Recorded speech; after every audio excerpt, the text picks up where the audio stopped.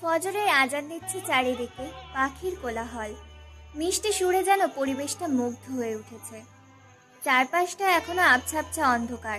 জেলখানার ভেতরে কয়েদিখানার একটি ছোট্ট রুমে বসে আছে একটি ছেলে। কি যেন দেয়ালে একটা লিখছে।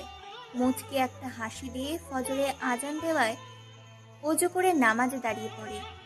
নামাজ শেষ করে প্রতিদিনের মতো সেই পাগলের মতো দেয়ালে একের পর এক আঘাত করতে থাকে একটি ছবির উপরে। আজকে প্রায় 5 বছর ধরে সে দেয়ালের উপরে যেই ছবি আঁকা আছে সেই ছবিটির উপরে আঘাত করে আসছে। প্রায় দেয়ালটাকে আঘাত করে ক্ষত করে ফেলেছেন, হাত কেটে রক্ত পড়ছে। ছেলেটির এরকম পাগলামতে কেউ তাকে ভয় কোনো কিছু জিজ্ঞাসা করে না। হ্যাঁ, জেলখানা। আজকে 5 বছর হলো সাকিব নামক এই ছেলে এসেছে কোনো এক কারণে। দেখতে দেখতে সব কয়েদিরা ঘুম থেকে উঠে যায়। কয়েদি নাম্বার 301। সাকিবের এরকম পাগলামো দেখে কয়েদিখানার ভেতরে বাকি সব যে কয়েদিরা আছে তারা থালা বাসন বাজাতে থাকে। কয়েদিখানার ভেতরে এরকম হইচই দেখে কয়েকজন পুলিশ এসে কয়েদিখানার 301 নাম্বার সাকিবকে থামায় এবং হাতে বেড়ি পায়ে গলায় দড়ি দিয়ে বেঁধে দেয় যাতে সে পাগলামি করতে না পারে।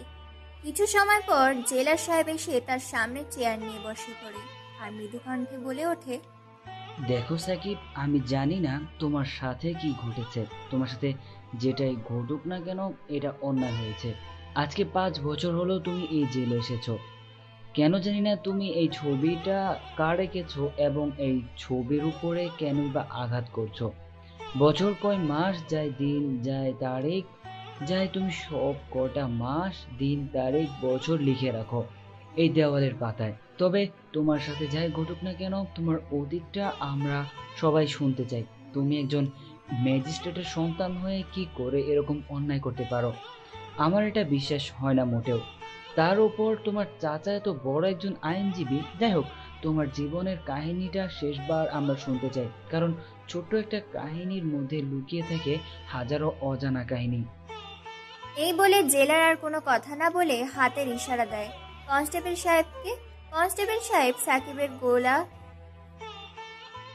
এই বলে জেলার আর কোনো কথা না বলে হাতের ইশারা দেয় কনস্টেবল সাহেবকে। কনস্টেবল সাহেব সাকিবের গলা ও হাতে পায়ে বেড়ি খুলে দেয়।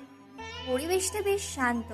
কয়েদিখানার ভেতরে সাকিব সহ আছে রাহাত আপন আলমগীর। রাহাত আলমগীর কোনো কথা বলে না, চুপচাপ দেখতে থাকে পরিবেশটা। রাহাত শহরের টোকাই মাস্তান, সে কাউকে খুন করতে দুবার ভাবে না। অর্থাৎ কন্ট্রাক্ট সিরিয়াল কিলার। টাকার বিনিময়ে কাজ করে সে। আর আপন, সে হচ্ছে শহরের আতঙ্কবাদী। শহরে টাকার বিনিময়ে সে আতঙ্ক সরিয়ে দেয়। বিভিন্ন বোম ব্লাস্ট ও খুনাখুনির মধ্যে জড়িত সে। সবশেষে আলমগীর আলমগীর হচ্ছে শহরের শীর্ষ আন্ডারওয়ার্ল্ডের টপ সিক্রেট ইনফরমার। সে টাকার বিনিময়ে এক দেশে তথ্য আরেক দেশে পাচার করে, যাকে বলে সাইবার ওয়ার্ল্ডের টপ হ্যাকার। এই তিনজনের যোগসূত্রে সাকিবের সাথে জেলে থাকে। তবে তারা সাকিবকে প্রচন্ড ভয় পায়, কেননা সাকিবকে তার সম্পর্কে তাদের বেশ কিছু ধারণা আছে। কারণ সাকিব ছিল একজন রাজনৈতিক নেতা। শহর ও দেশ এবং দেশের বাইরে ছিল তার বেশ পাওয়ার। চাইলে সে এখান থেকে 2 মিনিটের মধ্যে বেরিয়ে যেতে পারে, কিন্তু সে এটা কখনোই করবে না, কারণ সে আইনকে সম্মান করে। যেখানে শহরে তার মা একজন ম্যাজিস্ট্রেট, বাবা দেশ ও দেশের বাইরের কোটিপতি বিজনেসম্যান, চাচা বিশাল এক আইনজীবী, এর মধ্যে রয়েছে তার পাওয়ার। সাকিব চোখ বন্ধ করে বসে আছে। হঠাৎ কিছু বেইমান, প্রতারক, ধোঁকাবাজ, বিশ্বাসঘাতকের চোখের সামনে ছবি ভেসে আসতে মুচকে একটা হাসি দেয় সাকিব। তার এই হাসির অর্থ খুবই ভয়ঙ্কর। এই হাসির মানে হলো লুকিয়ে থাকা হাজারো কথা। হঠাৎ তার একজনের কথা মনে পড়তেই নিজের অজান্তেই তার চোখ থেকে দুফোঁটা অশ্রু গড়িয়ে পড়ে। সাকিবের চোখে পানি দেখে রাহাত আপন আলমগীর একে অপরের দিকে তাকিয়ে আছে। বেশ কিছু সময় নীরবতায় কেটে যায়। নীরবতা ভেঙে রাহাত বলে ওঠে, ভাই, আপনার চোখে জল মানায় না। আমি জীবনে অনেক খুন করছি, এবার না হয় আপনার জন্য বেশ কিছু খুন করব। আপনি শুধু আপনার জীবনের কাহিনী বলুন। এই কথা শুনে সাকিব, আপন, আলমগীর একে অপরের দিকে তাকিয়ে আছে। আপন ও আলমগীর তারাও একই কথা বলে, খুন খারাপি, হানাহানি, মারপিট, সন্ত্রাসী করবে। এবার না হয় জেল থেকে বের হওয়ার পর সাকিবের জন্য আরো বেশ কিছু খুন করবে। সাকিব তিনজনের দিকে তাকিয়ে একটা মুচকি হাসি দেয়। তারা তিনজন সাকিবের দিকে তাকিয়ে আছে। সাকিব সে অতীতে ডুব দেয়। সাকিব বাবা মায়ের একমাত্র সন্তান। আমি পূর্বেই বলেছি যে সাকিবের মা একজন মস্ত বড় ম্যাজিস্ট্রেট, আর সাকিবের বাবা দেশ ও দেশের বাইরে একজন বিশ্বের ওয়ার্ল্ড টপ কোটিপতি বিজনেসম্যান। সাকিবের চাচা শহরের বিশেষ ও প্রধান আইনজীবী, আর চাচি গৃহিণী। এক পরিবারেই বসবাস করে তারা, যাদেরকে যৌথ পরিবার বলা হয়। বেশ সুখে কাটছে সাকিবের দিনকাল। সাকিব তার বাবার অফিসের পাশাপাশি রাজনীতি করে। গরিব দুঃখী মানুষের সহায়তা করাই তার প্রধান কাজ। সাকিবের একটা চাচাতো বোন আছে, তার থেকে 1 বছরের সিনিয়র। দেখতে বেশ মাশাল্লাহ, ধানাকাটা করি। খুব ভালোবাসে সাকিবকে ইরা। দেখতে বেশ স্মার্ট ও মায়াবী। সে আমাদের গল্পের নায়িকা। তার বর্ণনা পরে দিচ্ছি। চলুন আগে সাকিবের বর্ণনা দিয়ে দিই। সাকিব দেখতে হিন্দি সিনেমার হিরোদের থেকে বেস্ট, স্মার্ট, হ্যান্ডসাম। শঠাম দেহ, 6 প্যাক বডি, উচ্চতা প্রায় 7 ফুট 2 ইঞ্চি, উজ্জ্বল ফর্সা গায়ের রং, ধবধবে সাদা, দুধে হালকা গায়ের চামড়া। হ্যাঁ, আমাদের গল্পের নায়িকা ইরা। দেখতে গুলুমুলু, লাজুক লতা, দেখতে বেশ মায়াবী। ঠোঁটের নিচে লেগে আছে মুচকি একটা হাসি। উচ্চতা প্রায় 5 ফুট 7 ইঞ্চি, বেশ গায়ের রং, দুধে হালকা উজ্জ্বল ফর্সা। তার গায়ের রং ধবধবে সাদা। যে দেখবে সেই প্রথম দেখায় প্রেমে পড়ে যাবে, কারণ তার মুখে লেগে আছে অসম্ভব মায়াবতী এক আভা। সাকিব শুয়ে আছে, অন্য দিক দিয়ে ইরা সাকিবকে খুঁজে বেড়াচ্ছে। সাকিবের আম্মু আসমা বেগমকে জিজ্ঞেস করে ইরা। আসমা বেগম বলে দেয় নিজের রুমে আছে। ইরা আর দেরি না করে দোতলার সিঁড়ি ভেদ করে সাকিবের রুমে প্রবেশ করে। কোনো কথা ছাড়াই ইরা খাটে উঠে সাকিবের গলা চেপে ধরে। হঠাৎ সাকিব নিঃশ্বাস নিতে কষ্ট হলে চোখ খুলে দেখে তার ইরা আপু গলা চেপে ধরে আছে। নিজেকে বাঁচানোর জন্য সাকিব দেয় এক ধাক্কা। ইরা গিয়ে ফ্লোরে থপ করে বসে পড়ে আর মুড়ে এক চিৎকার। সাথে সাথে বলে ওঠে, ও আম্মু গো, কোথায় গো? তোমার ছেলে আমায় মেরে ফেললো গো। মা গো, গেলাম গো। এসব বলছে আর কাঁদছে। কিছুক্ষণ পর আসমা বেগম মানে সাকিবের আম্মু আর ইরার আম্মু ড্রয়িং রুম থেকে চলে আসে সাকিবের রুমে, আর দেখে সাকিব বিছানার উপরে বসে আছে আর ইরা ফ্লোরে পড়ে কান্না করছে।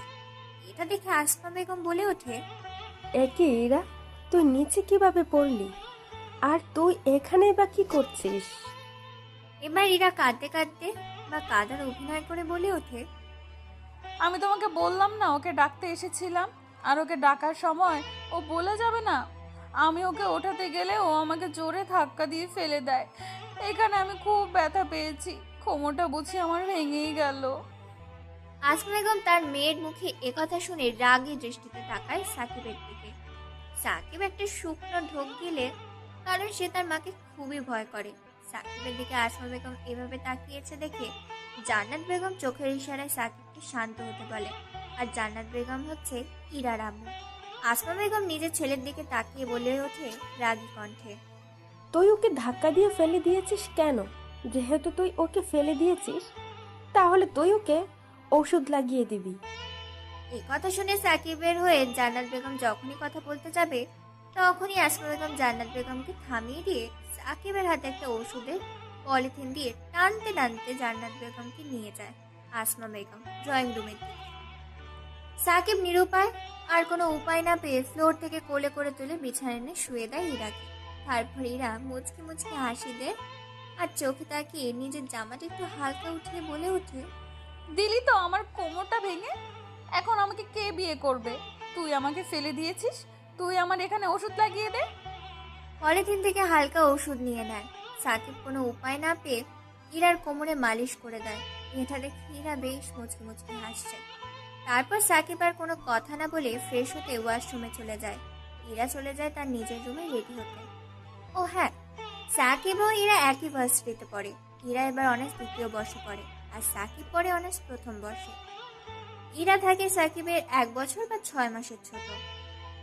ইরা আর সাকিব দুজনে ভার্সিটি যাওয়ার জন্য নিচে আসে। তারপর আসমা বেগম ও জান্নাত বেগম তাদেরকে খাবার বেড়ে দেয়। আসমা বেগম ইরাকে ভাত খাইয়ে দিতে থাকে আর জান্নাত বেগম সাকিবকে। খাওয়া দাওয়ার পর্ব যে যার মতো করে বেরিয়ে পড়ে ভার্সিটির উদ্দেশ্যে। ভার্সিটিতে কড়া গলায় ইরা সাকিবকে বলে দেয় যাতে সে তার ক্লাসের বাইরে আড্ডা না দেয়। সাকিব চলে যায় তার বন্ধুদের কাছে আর ইরা চলে যায় তার বান্ধবীদের কাছে। সাকিব এই কলেজের প্রধান নেতৃত্ব ছাত্র দলের নেতা, তেমনই তার বিপরীত দল সোহাগ। সোহাগ তার থেকে সিনিয়র, আর সোহাগ ইরাকে পছন্দ করে। এটা ভার্সিটির সবাই জানে, কিন্তু ইরা কাউকে পাত্তা দেয় না। ইরা শুধু একমাত্র সাকিবকে ভালোবাসে, তবে সাকিব সেটা জানে না। এভাবে কাটছে তাদের দিনকাল। সাকিব বসে আছে, তখন তাদের বন্ধু মাসুদ ফোন করে বলে ওঠে, হ্যালো সাকিব, কোথায় আছিস? শহরে আজকে নতুন একটা গ্যাং এসেছে বিভিন্ন অস্ত্র পাচার ও হীরা পাচার করতে, আর এই গ্যাংয়ের লিড দেবে সোহাগ। ও আইসি, ঠিক আছে, আসতে দে। ব্যান্ড বাজিয়ে দিব। তাদের আমাদের দলের প্রত্যেকটি বন্ধুকে রেডি থাকতে বলবি। আজকে রাতে অপারেশন সাকসেসফুল হবে, ফুল ধামাকা। ওকে ভাই, ঠিক আছে, সমস্যা নাই। এই বলে ফোন কেটে দেয় সাকিব। তারপর সাকিব সবার সাথে মিটিং করে, কি করে কি করবে এবং তাদের গ্যাংয়ের ছেলেদের রেডি থাকতে বলে আজকে রাতের জন্য। তারপর আড্ডা দিতে থাকে। আজকে ক্লাস করবে না বলে দিয়েছে। তাদের মাঝে আসে পায়েল। পায়েল সাকিবকে পছন্দ করে, অনেকবার প্রপোজ করেছে, কিন্তু সাকিব রাজি হয়নি। তার এক কথা, সে প্রস্তাবে রাজি না। আধার মতো লেগে আছে পায়েল তার জীবনের সাথে। অন্যদিকে ইরা তার বান্ধবীদের সাথে আড্ডা দিচ্ছে। মাফি, বিপাশা, আশা। হঠাৎ করে সেখানে আগন্তুক হিসেবে এন্ট্রি নেয় সোহাগ। তারপর সোহাগ উল্টো পাল্টা ইঙ্গিত করতে থাকে ইরাকে। অনেক বাজে বাজে প্রস্তাব দেয়, খারাপ কথা বলে হাসাহাসি তামাশা করে তার সাথে। আর তাদেরই ক্লাসমেটের একটা ছেলে গিয়ে বলে দেয় সাকিবকে। সাকিব তার দলকে নিয়ে চলে আসে এই ক্লাসরুমে। তারপর কোনো কথা ছাড়াই সোহাগকে উড়াধুরা মারতে থাকে। সোহাগকে মারার ফলে সোহাগের বন্ধুরা সাকিবকে মারতে এলে সাকিবের বাকি সব বন্ধুরাও দলের ছেলেরা উদ্যম মধ্যম দিতে থাকে সোহাগ ও তার বন্ধুদের। আধমারা করে ফেলেছে প্রায়। এক পর্যায়ে ইরা গিয়ে সাকিবকে থামায়। সাকিব থামছে না দেখে সাকিবের গালে একটা থাপ্পড় মারে ইরা, আর বলে ওঠে, ছাড় বলছি ওকে। তুই কি ওকে মেরে ফেলবি নাকি? খুনি হয়েছিস নাকি সন্ত্রাসী হয়েছিস যে তুই মারপিট করছিস, তাও আবার আমার সামনে? কিন্তু ও তো তোমাকে। ব্যাস, অনেক হয়েছে, আর কোনো কথা নয়। সোহাগ বিশ্রী রকম একটা হাসি দেয় তাদের কর্মকাণ্ড দেখে। ইরা জানে সোহাগ নামের ছেলেটা ভালো নয়।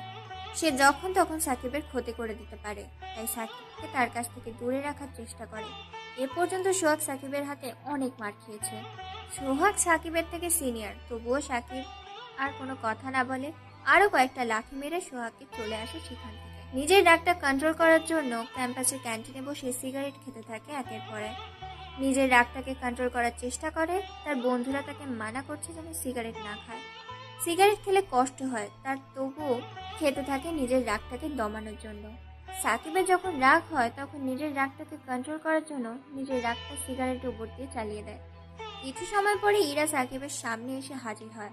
তারপর বেশ কয়েকটা ছবি তুলে নেয় সাকিব আর বলে ওঠে, তোকে কতবার বলেছি যে তুই সিগারেট খাবি না, তাও খাচ্ছিস। আজকে বাসায় চল, তোকে বোঝাবো। এই ছবিগুলো আজকে আম্মুর হাতে তুলে দিব, আর বলবো দেখো তোমার ছেলে কি করে, তারপর দেখবো কি করে সিগারেট খাস। সাকিব কোনো কথা না বলে একের পর এক সিগারেট খেয়েই চলেছে। এটা দেখে আবার ইরা মাসুমের কাছ থেকে সিগারেট ও লাইটারটা নিয়ে সিগারেট খেতে থাকে। কয়েকটা দিতেই কেসে ওঠে ইরা। এটা দেখে সাকিব হাঁ করে তাকিয়ে আছে ইরার দিকে, সাথে সাকিবের বন্ধুরাও। আর ইরা বান্ধবীরা তাকিয়ে আছে তাদের দুজনের দিকে। সাকিব এরকম দেখে এবার সিগারেটটা ফেলে দেয়, সাথে ইরার। তারপর সাকিব ইরার উদ্দেশ্যে বলে ওঠে, এখানে কি চাই তোমার? যাও না, যাও। এই সোহাগকে বাঁচাও, ওই সোহাগকে বাঁচাও। আমার এখানে কি চাই? তোমরা কেন এসেছো? সাকিবের কথা শুনে ইরা এবার হাসতে থাকে। হাসতে হাসতে বলে ওঠে, ও এই বুঝি আমার জানটা রাগ করেছে আমার প্রতি। আচ্ছা দাঁড়া, তাহলে তাহলে তো কিছু একটা করতে হয়। তারপর সাকিবকে আর কোনো কথা বলার সুযোগ না দিয়ে ইরা সাকিবকে সেখান থেকে নিয়ে আসে ভার্সিটির বাইরে রাস্তার পাশে একটি ফুচকার দোকানের কাছে। সেখানে গিয়ে ফুচকাওয়ালা মামার কাছ থেকে 2 প্লেট ফুচকা নেয়। দুটোতেই ঝাল দেওয়া আছে। ইরা একের পর এক খেয়েই চলেছে। সাথে থাকা সাকিব তার খাওয়া দেখে হাঁ করে আছে। সাকিব এভাবে হাঁ করে আছে দেখে ইরা এবার তার প্লেট থেকে একটা ফুচকা নিয়ে মুখে ঢুকিয়ে দেয় সাকিবের। সাকিব আনমনে সেটা খেতে থাকে। কিছু সময় পর সাকিব তার মুখে ঝাল অনুভব করে। হাতের প্লেটটা ফেলে দেয়, এদিক ওদিক ছোটাছুটি করতে থাকে। ঝালের জন্য ইরা সাকিবের এরকম অবস্থা দেখে ফুচকা মামার কাছ থেকে পানি চায়, কিন্তু ফুচকার দোকানে পানি না থাকায় ফুচকা মামাকে বেশ ঝাড়ি দেয়।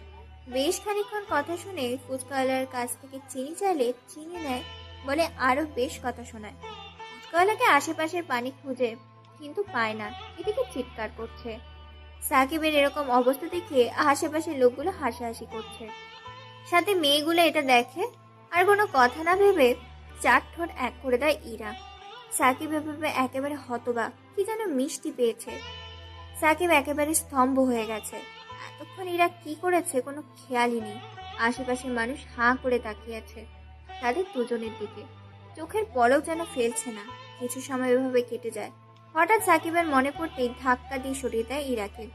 তারপর ইরা লজ্জা পেয়ে সাকিবের বুকে মুখ লুকায়। সাকিব কোনো কিছুই বুঝে উঠতে পারছে না। তারপর সাকিব ইরাকে সরিয়ে দিয়ে বলে ওঠে, কি আপু, এটা কি করলে? আমার সব মান সম্মান উঠিয়ে নিলে। এখন আমাকে কে ভালোবাসবে বলো দেখি? আমিও তো কিছু জানি না, তোর ঝাল লেগেছিল, কোনো কিছু পাই নাই, তাই এই পদ্ধতিটা ইউজ করেছি। আমার কি দোষ বল? আমার তো মনে হয় আমার ঝাল তো হয়নি, কিন্তু তোমার ইচ্ছে হয়েছিল তাই তুমি এমন করেছো। আমি আজকে বাসায় যাই, তারপর ছোট আম্মুকে সব বলবো তুমি জোরপূর্বকভাবে আমাকে রাস্তার মাঝে কি। কথা বলতে দেয় না আর সাকিবকে। তার আগেই তার পায়ে এক লাথি দিয়ে রাগ দেখিয়ে চলে আসে ইরা। সাকিবও হাসতে হাসতে ইরার পেছনে এসে গাড়িতে উঠে বসে পড়ে। ইরা কোনো কথা বলছে না, মাথাটা বাইরের দিকে করে আছে।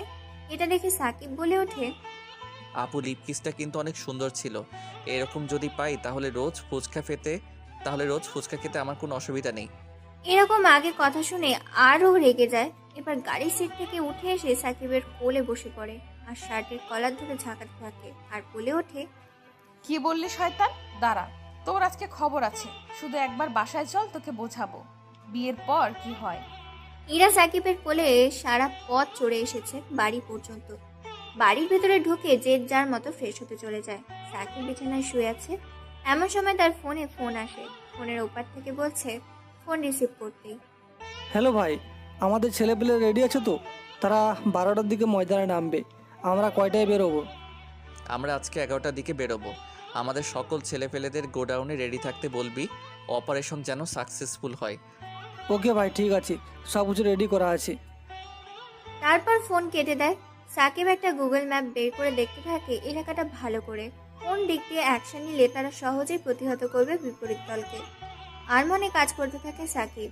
পেছনে কারো উপস্থিতি টের পেয়ে পেছন করে দেখে ইরা দাঁড়িয়ে আছে। এটা দেখে সাকিব বলে ওঠে, আপু, তুমি এখানে এখনো ঘুমাওনি? এখানে কি করছো? যাও ঘুমাও। না রে, ঘুম আসে না, তোকে ছাড়া কেমন জানি লাগছে, তাই তোর কাছে এলাম। চল না, আমাকে ঘুম পাড়িয়ে দিবি। কি এত বড় মেয়ে হয়েছো আর আমাকে নিয়ে ঘুমাবে? এখন এখান থেকে যাও, না হলে ছোট আম্মুকে ডাক দিব এখনই। তুই আমার সাথে ঘুমাবি কিনা বল, না হলে কিন্তু আমি বড় আম্মুকে এখনই ডাকবো আর বলবো তুই আমাকে মেরেছিস। তারপর দেখিস তোর কি হাল হয়। আমি পারবো না, আমি একটা জরুরি কাজ করতেছি। ইরা আর কোনো কথা না বলে ধপ করে বসে পড়ে সাকিবের কোলে। তারপর সাকিবের দুই হাত তার পেটের মধ্যে রাখে আর বলে, এখন কাজ করো। সাকিবও পড়েছে আচ্ছা জ্বালায়। এদিকে তাকে বের হতে হবে রাতের অন্ধকারে রাজা হওয়ার জন্য, আর অন্যদিকে এই বাঁচার মেয়ের প্যারা। অনেক কষ্টে বুঝিয়ে শুনিয়ে ইরাকে ঘুম পাড়ার বদলে তাকে কোলে নিয়ে শুয়ে দিয়ে আসে সাকিব। যখনই চলে আসতে যাবে তখনই ইরা সাকিবের হাতটা টান দেয়। সাকিব উল্টো হয়ে পড়ে যায় ইরার উপরে। আবারও একত্রিত হয়ে যায় চার ঠোঁট। তারপর ইরা সাকিবের ঠোঁটে একটা কামড় দেয় আস্তে করে, দিয়ে কাঁথা নিয়ে ঘুমিয়ে পড়ে। সাকিব পাগলি বলে মুচকি একটা হাসি দিয়ে বেরিয়ে পড়ে তার নিউ গন্তব্যের উদ্দেশ্যে। সাকিব নিজের রুমে রেডি হচ্ছে। পরনে কালো প্যান্ট, কালো জ্যাকেট, মাথায় হেড, মুখে মাস্ক, এক হাতে বন্দুক, অন্য হাতে ব্রেসলেট, তারপর হ্যান্ড গ্লাভস, চোখে রঙিন সানগ্লাস। বেরিয়ে পড়ে চুপি চুপি। বাড়ির ভেতর থেকে R15 বাইকটি নিয়ে গোডাউনের উদ্দেশ্যে দেখতে দেখতে 12টা বেজে যায়। ঠাকুরগাঁ হাইওয়ে রাস্তা, বড় মাঠ চারিদিকটা ঘিরে রেখেছে। বেশ কিছু ছেলে পেলে দেখতে দেখতে 12:30 বেজে গেছে।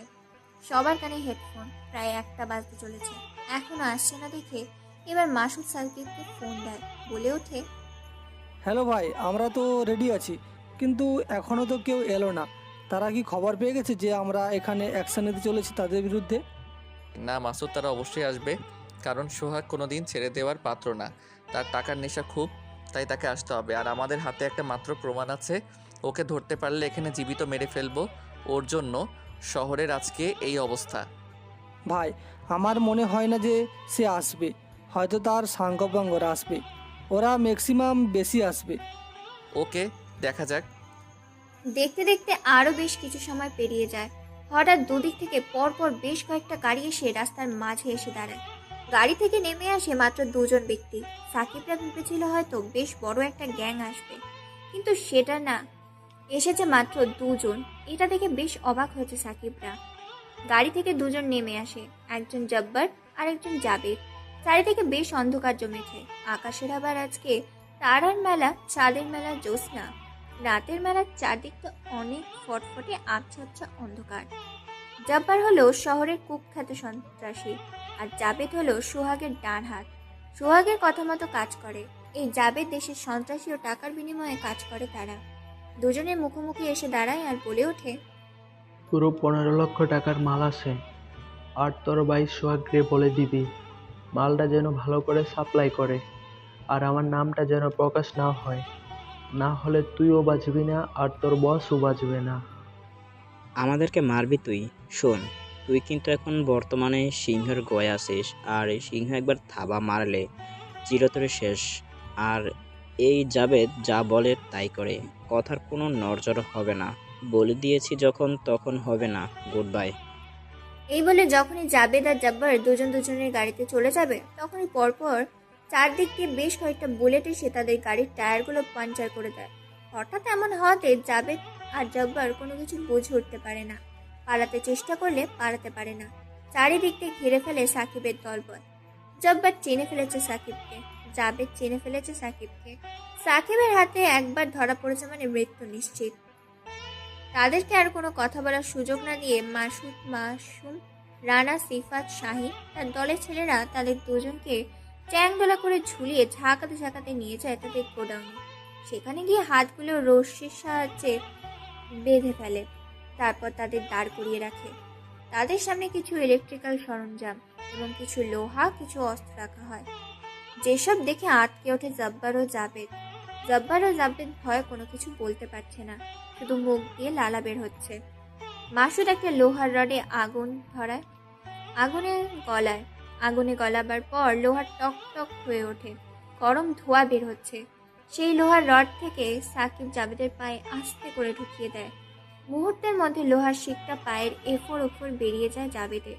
জাবেদ গগন কাঁপানো এক চিৎকার দেয়। তার চিৎকারে যেন থরথর করে কাঁপছে পুরো বিল্ডিংটা। জাবেদের যেরকম ভয়ঙ্কর অত্যাচার দেখে জব্বার প্যান্টের মূলমন্ত্র করে ফেলেছে। একই শাস্তি দেওয়া হয় জব্বারকে। জব্বার শুধু লাফাতে শুরু করেছে। তারপর তাদের হাতের মধ্যে রাখা হয়, পায়ের তালুতে রাখা হয়। পাগুলো মুহূর্তের মধ্যে গলে ঝলসে যায়। জাবেদ ও জব্বারের চিৎকার তাদের ভালো লাগছে না দেখে তাদের মুখে দুইটা রুমাল ঢুকিয়ে দেয়। তারপর একটা ছুরি বের করে তাদের কানগুলো কেটে নেয় যাতে তারা শুনতে না পায়। তারপর হাঁটু পর্যন্ত তাদের পাগুলো কেটে নেয় যাতে তারা লাফাতে না পারে। তারপর তাদের জিহ্বা কেটে নেয় যাতে তারা কথা বলতে না পারে। তারপর তাদের দুই ঠোঁট একসাথে সেলাই করে দেয় দুজনে। তাদের এরকম মর্মান্তিকের পিক তুলে অন্য সিম থেকে পাঠিয়ে দেয় সোহাগের ফোনে। সোহাগ এরকম দৃশ্য দেখে আটকে ওঠে। তারপর তাদের বুক কেটে নেয়। তারপর তাদের বুকের ভেতর হাত ঢুকিয়ে কলিজাটা বের করে নিয়ে আসে।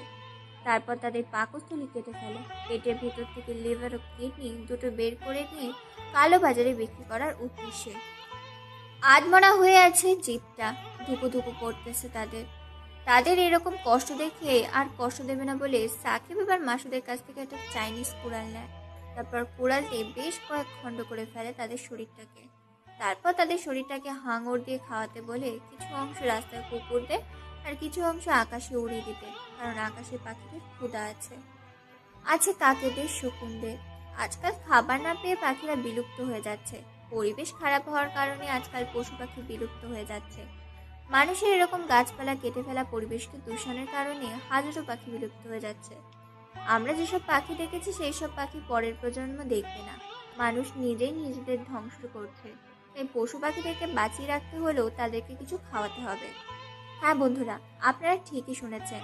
আমরা একটা গল্পের মাধ্যমে ফুটিয়ে তোলার চেষ্টা করি আমাদের আশেপাশে প্রাকৃতিক সম্পদ ও মানুষের আবেগ চেতনা প্রজন্ম। আমরা যদি একটু সতর্ক হই তাহলে আমাদের প্রাকৃতিক পরিবেশ, আমাদের পাখি, আমাদের দেশের সম্পদ কখনোই বিলুপ্ত হবে না। আজকাল দোয়েল পাখি, বাবুই পাখি, টুনটুনি পাখি এসব দেখা যায় না। যে পাখিগুলো আগে ঘরে ঘরে ছিল, এগুলো সব মানুষের কারণেই বিরক্ত হয়ে যাচ্ছে। তাই আমরা যদি সতর্ক থাকি আমাদের পরিবেশ সতর্ক থাকবে, জীবাণুমুক্ত থাকবে, আমরা সুস্থ থাকবো। বাকিটা আপনারা বুঝে নিন। চলুন গল্পে ফিরে আসা যাক। দেখতে দেখতে রাত 2টা বেজে গেছে। এদিকে ইরার ঘুম ভেঙে গেছে, তাই ইরা দেখতে চলে গিয়েছে সাকিব কি করে। তাই রুমে গিয়ে দেখে সাকিব নেই। এটা দেখে বেশ চিন্তায় পড়ে যায় ইরা।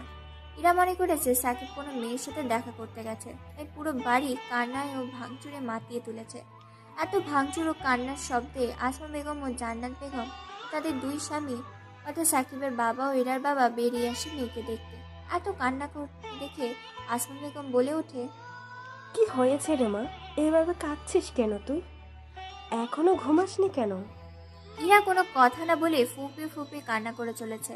তাকে এভাবে কান্না করতে দেখে আসমা বেগম আবার বলে ওঠে। তবু এরা কোনো কথা বলে না।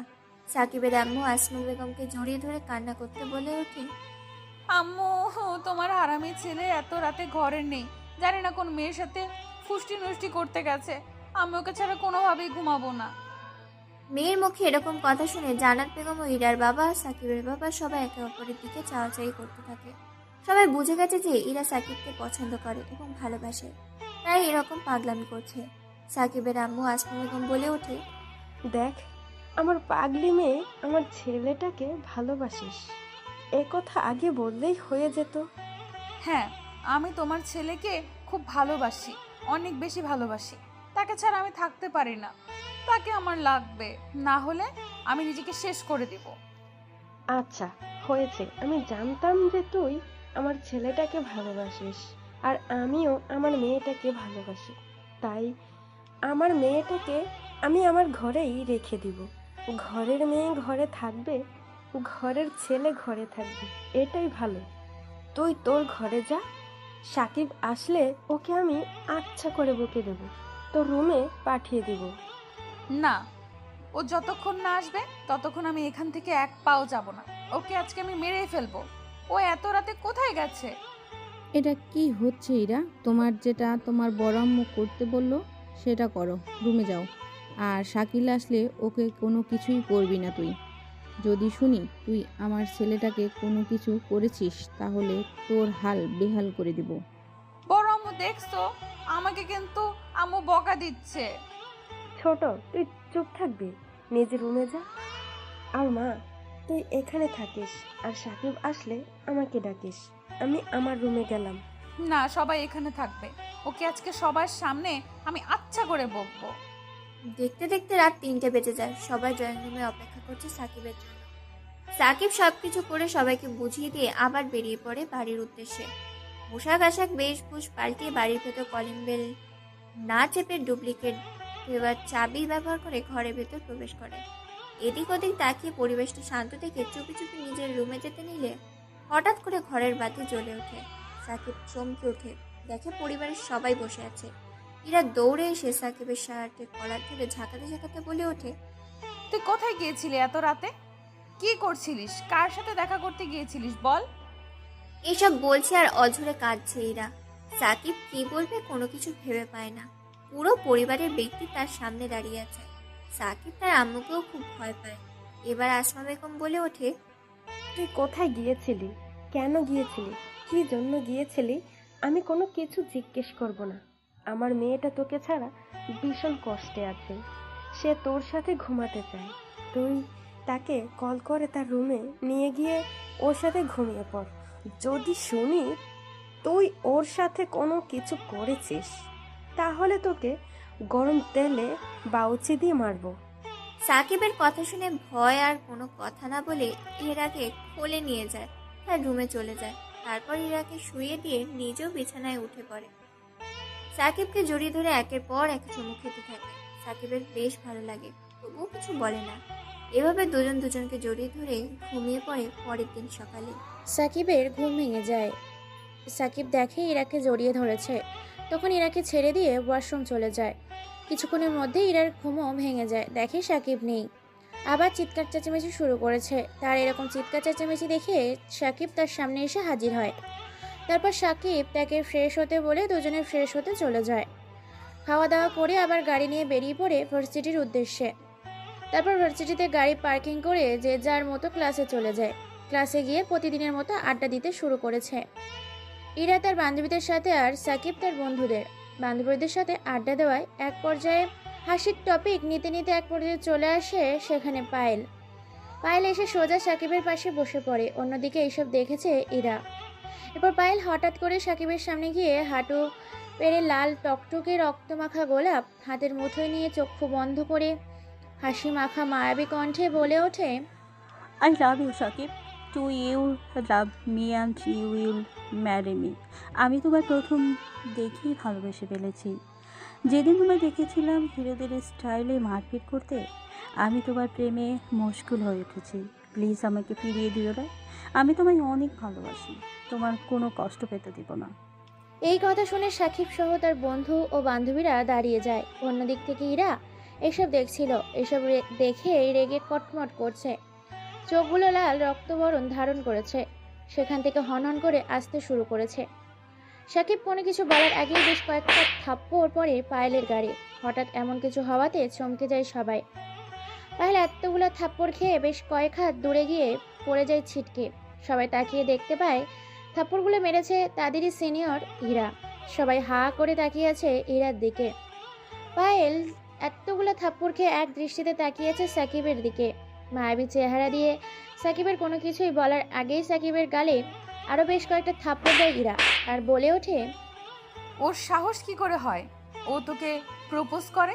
ও জানে না তুই শুধু আমার, আমি তোকে ভালোবাসি। ওকে আজকে আমি মেরে ফেলবো। ওর কত বড় সাহস আমার কলিজার ভাগ বসাতে এসেছে। আর তোকে আমি বাসায় চল, দেখাচ্ছি তোকে।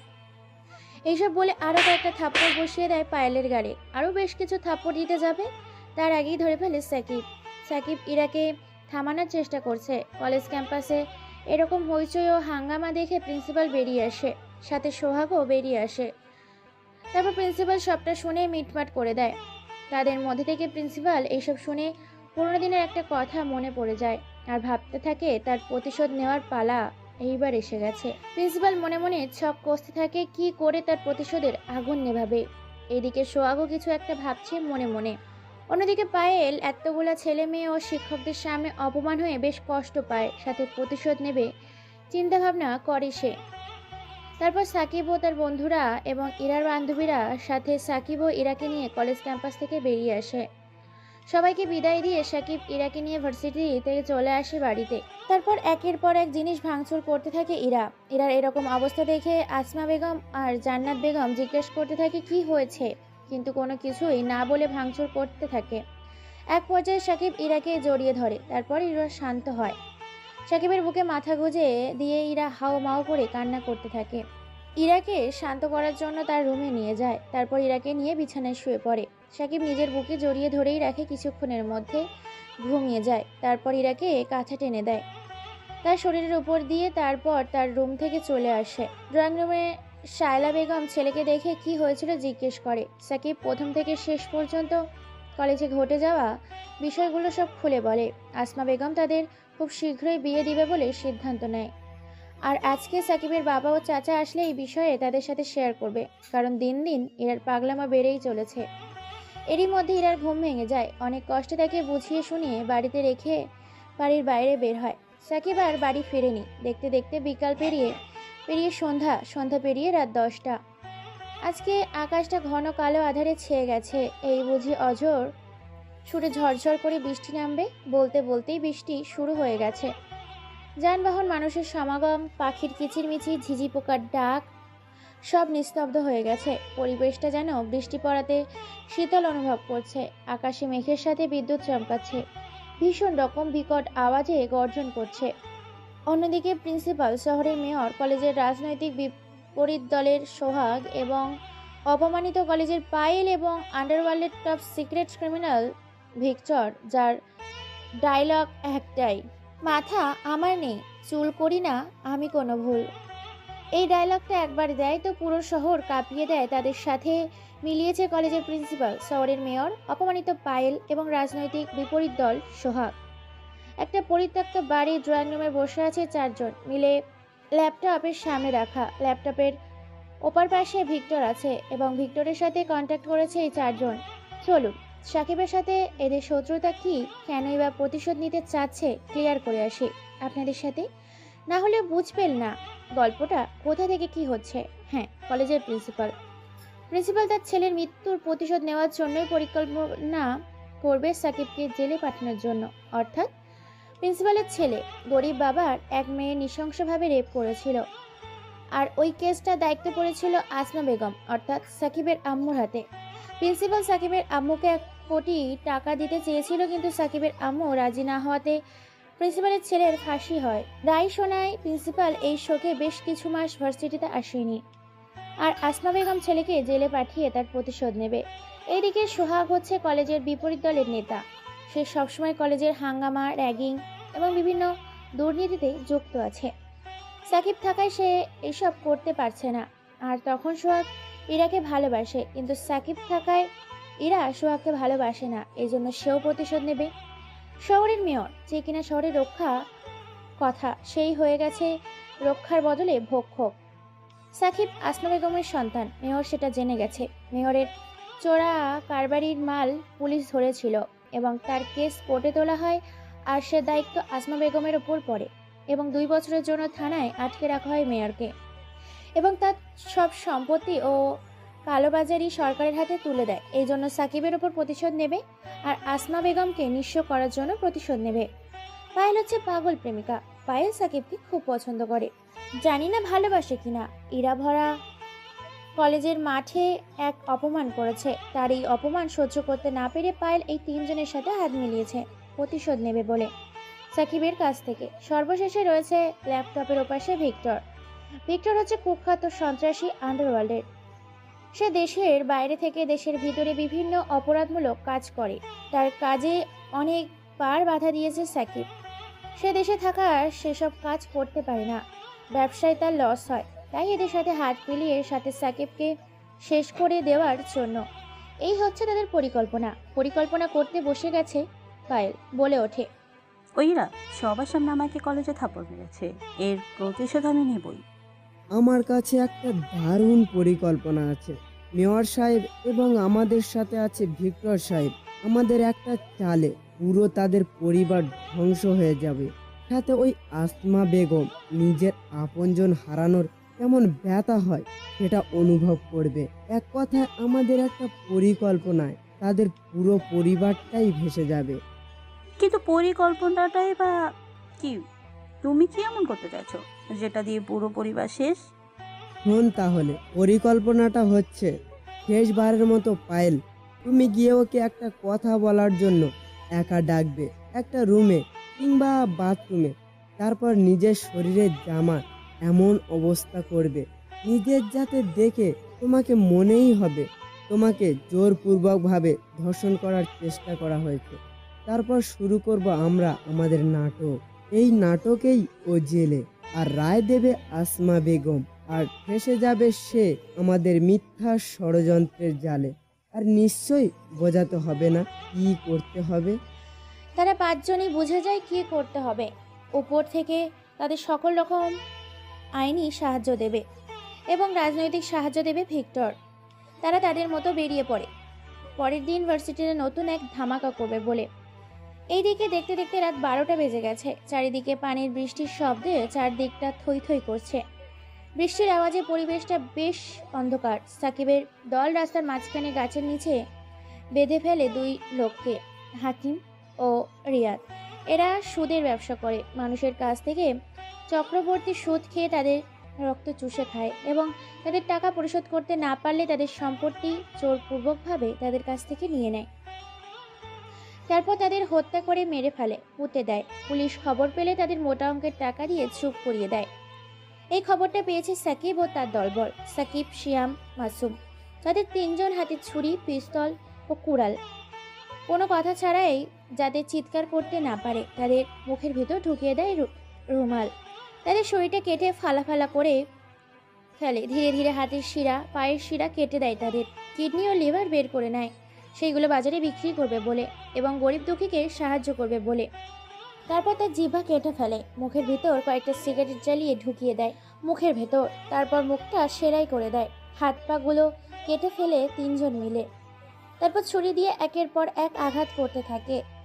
যখন মরমর অবস্থা, তখন তাদের চোখ উপড়ে ফেলে সেইগুলো বিক্রি করার জন্য। তারপর ধারালো ছুরি, চাইনিজ কুড়াল ও রামদা দিয়ে তাদের শরীরটা কেটে টুকরো টুকরো করে ফেলে। তারপর তারা চলে যায় তাদের নিজ গন্তব্যে। সাকিব গিয়ে ঘুমিয়ে পড়ে ইরার পাশে, নইলে পাগলিটা প্রতিদিনের মতো চিৎকার করতে শুরু করবে। সে তার পাশেই ঘুমিয়ে পড়ে। পরের দিন সকালে সবাই খেতে বসেছে, তখন তাদের মধ্যে থেকে আসমা বেগম বলে ওঠে, আজকে ভার্সিটি থেকে তাড়াতাড়ি আসবি, কারণ আজকে তোদের পাকা কথা ফাইনাল করব। আমি চাই না তোরা বিয়ে না করে এক ঘরে এতদিন থাক। এই কথা শুনে সাকিবের গলার ভাত আটকে যায়। ইরা তাকে পানি দেয়। সবাই সাকিবের এইরকম কাণ্ডে হু হু করে হেসে ওঠে। তারপর সবাই হাসি মুখে বেরিয়ে যায় যে যার কাজে। সাকিব ইরা চলে যায় ভার্সিটিতে। আজকে কেন জানি না ভার্সিটির পরিবেশটা থমকে আছে, কি যেন হতে চলেছে। এইদিকে ইরার মনটা খসখস করছে। আসমা বেগমও মনটা কেমন যেন আনচান আনচান করছে। কেউ কোনো কিছুই বুঝতে পারছে না। ইরা চলে যায় তার বান্ধবীদের সাথে আড্ডা দিতে। আড্ডা দিচ্ছে মাফি, বিপাশা, আশা।